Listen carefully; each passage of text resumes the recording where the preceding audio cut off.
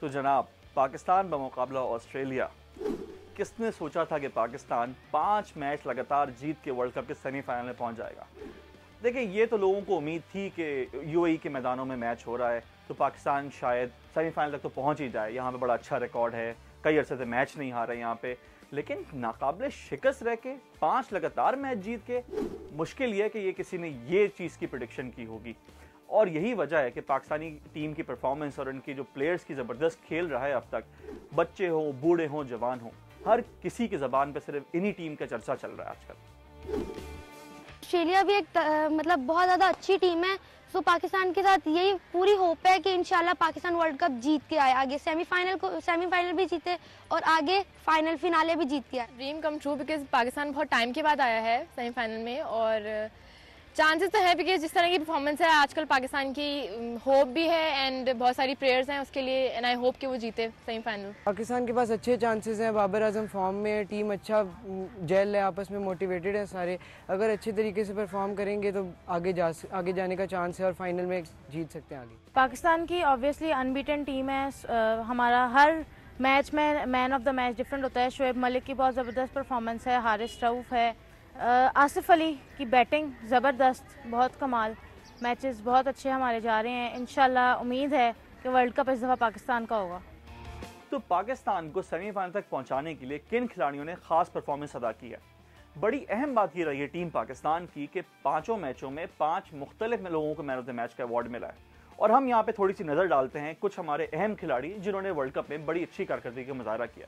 और यहाँ पे हमें सबसे पहला नाम लेना होगा टीम के कप्तान बाबर आजम का, जिन्होंने 5 में से 4 मैचों में निस्फ सेंचुरी बनाई है।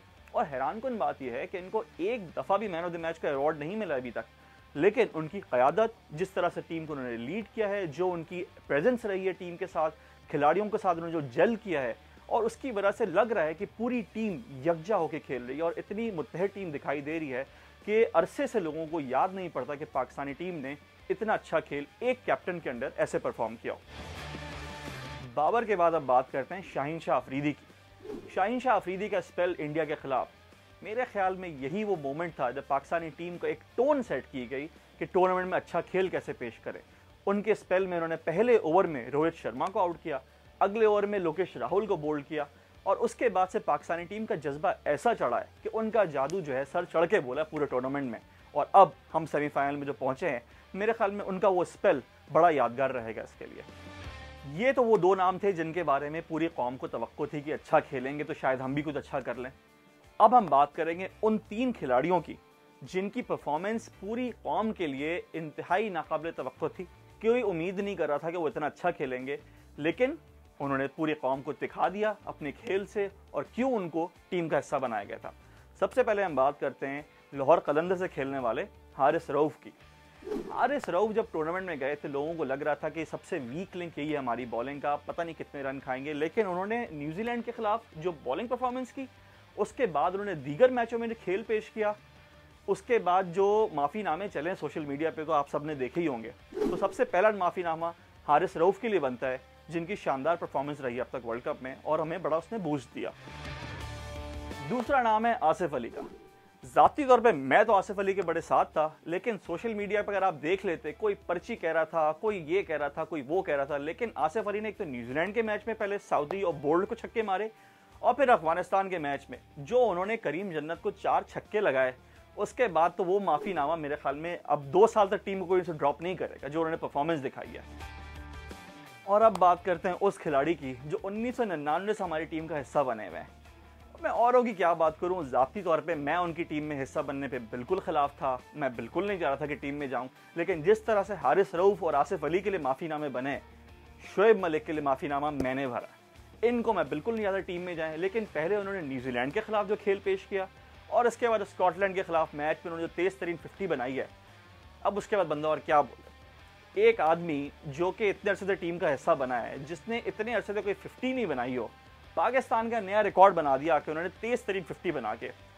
तो अगर ये ऐसे ही खेलते रहे तो बस फिर तो आप देख लें कि मौजा ही चल रहा है और होपफुली आगे भी ऐसे ही चलता रहेगा। देखें जनाब, अब से कुछ घंटे के बाद तो पाकिस्तान का मुकाबला हो रहा है ऑस्ट्रेलिया से दुबई के मैदान में। मसला ये है कि ऑस्ट्रेलिया से हमने जब भी वर्ल्ड कप के नॉकआउट में खेला, भले से वो 50 ओवर का वर्ल्ड कप हो या वो T20 का वर्ल्ड कप हो। नॉकआउट के मरहले में आके ऑस्ट्रेलिया ने हमेशा हमारी टीम को चित किया है, और उनकी जो मेंटल स्ट्रेंथ है, उनका जो हम पे एक बोझ रहा है हमारे खिलाड़ियों पे, तो उससे तो ऑस्ट्रेलिया समझेगा कि वही फेवरेट हैं। लेकिन हमारी इस टीम ने जो अभी तक का खेल पेश किया है, उससे हम ये उम्मीद कर सकते हैं कि हम फाइनल में पहुंच जाएं। यहाँ पे ये बात ज़रूर याद रखें कि पाकिस्तानी टीम इतनी अनप्रेडिक्टेबल रही है कि उन्होंने इस वर्ल्ड कप में जो खेल पेश किया है, उस पे अगर वो मैच हार जाते हैं तो कोई परेशानी वाली बात नहीं है। ये टीम का कोर है जो आगे जाके उम्मीद ये है कि अच्छा खेलेगा, अगले साल एक और वर्ल्ड कप आ रहा है। लेकिन अगर जीत गए तो फिर आप इतवार को देखते हैं क्या होता है।